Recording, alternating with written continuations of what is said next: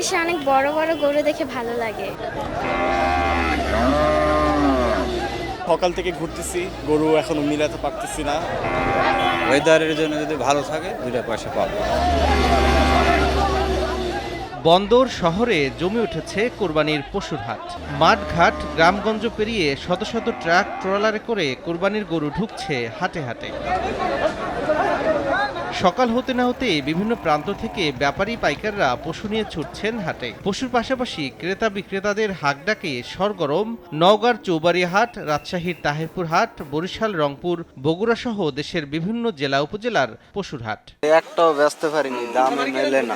খাওয়ানোর বাজার বেশি, গরুর দাম কম। লস দিয়ে কালকে বেচছি, আজকে আনছি, হ্যাঁ চালানে কয়েন আনতে 3 দিন আছে সামনে, দেখি কি করতে পারি। এবার খাদ্যের দাম প্রচুর বেশি, কিন্তু গরুর এখন আমরা লাভ পেলাম না। হাট জুড়ে ক্রেতাদের উপচে পড়া ভিড়। বড় গরুর চেয়ে মাঝারি ও ছোট গরুর চাহিদাই বেশি।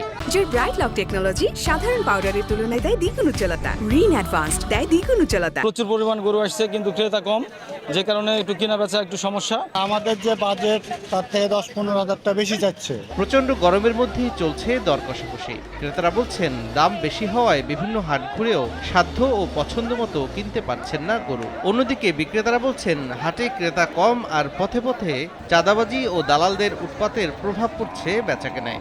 ঘুরে ঘুরে দেখতেছি, পছন্দ হইলে কিনবো। দামটা একটু বেশি চাচ্ছে এখন। বাজার দেখে এটা লইলাম আর কি 60,000 টাকা।